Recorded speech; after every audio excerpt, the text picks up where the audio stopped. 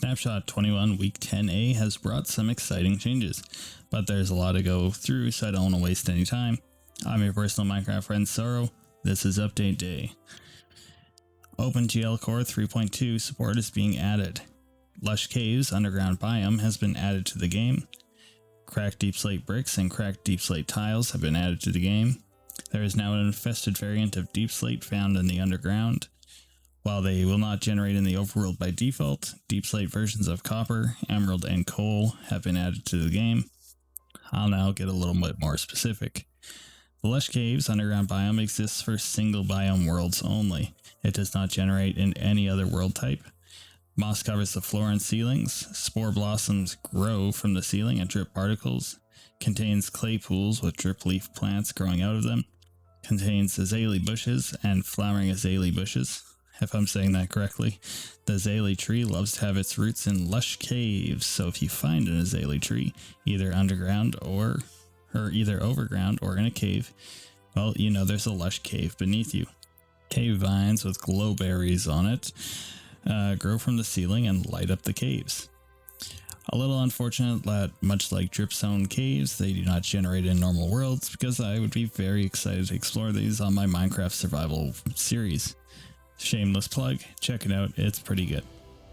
Overworld ore generation has been tweaked yet again. More emeralds in mountains, more lapis in general, less copper, gold, and redstone, smaller diamond blobs but slightly more frequent, less diamond overall though, less iron and it generates lower down, reduced air exposure for coal. I'm okay with these changes, but just okay. I like the idea of having purposeful mines in the higher levels, referring to iron ore being moved to Y32, or from Y32 to Y16 as the best location. Looking at the picture, you can see that Y48 is best for copper, 16 for iron, 0 for lapis, negative 16 for gold, diamond and redstone are minus 64, coal is Y96, emerald is 256. But oddly enough, if you also look at this picture, it shows iron at about 2 times the rate at Y256. This may be because there's less blocks around that height, so they need to increase the spawn rate to compensate for the less overall area. Moving on, technical changes in the game are as follows. The game now runs using OpenGL 3.2 core profile, more on that later. The maximum size that slimes can be summoned with is now 128. Unlike commands will only give up to 100 stacks of items at a time, example 6400 or 100 swords. We will get into the specifics of OpenGL in a moment. I don't quite know what they mean by the maximum slime sizes, whether it's spawning limits or not, but probably less crashes from mistyping for the stone spawning or block spawning. General changes with this update. Cobbled deep slate can now be smelted into deep slate. Deep slate can now be placed along any axis. Lightning rods can now be waterlogged. Fossils in deepest part of underground now generate with deep slate diamond ore instead of coal ore, although very hard to find. The textures of deep slate and some ores have also been updated. So I'm excited about the update to deep slate. I'm happy that I can finally use some more variants of the block. I didn't really care for crafting into deep slate again, but yeah, whatever.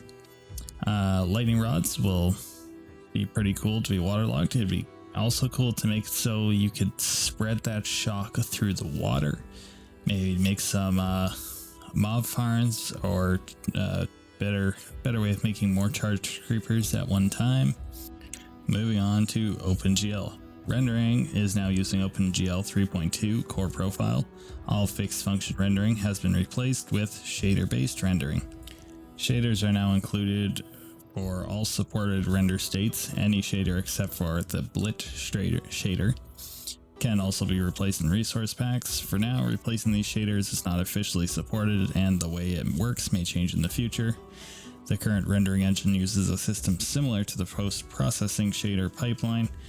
There are some differences between both systems that cater to slightly different requirements. I think this would be nice to have shaders in your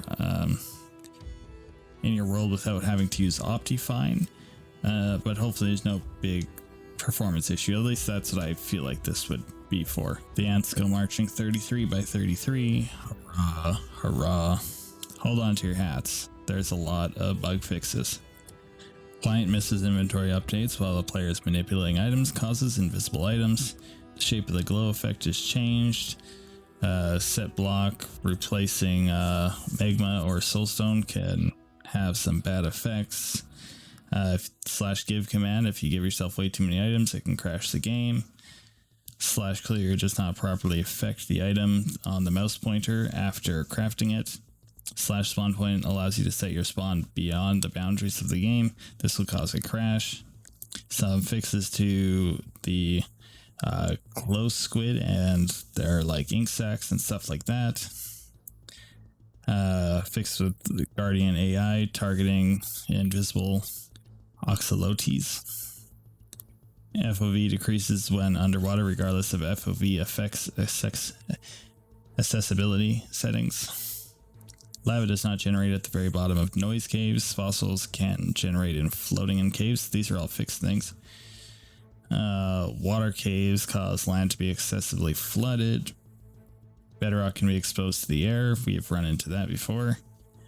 Structure blocks do not work below Y0. And there's currently no way to craft deep slate tiles and bricks. This is now fixed, which is awesome. Emerald ore spawns more frequently now. Yeah, the rest of the bugs are kind of already covered up above.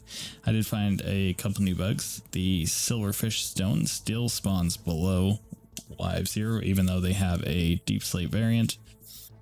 And if you execute a command like /fill to replace stone with air above Y300, it won't work. It says player out of world or out of bounds, or below Y-40. Well, that's a ton of changes, some good, some bad. Sound off in the comments below what you think of these new updates. Did you like this newer format with the progress bar in the top corner? Or would you rather the quick, like 3-minute videos for these updates?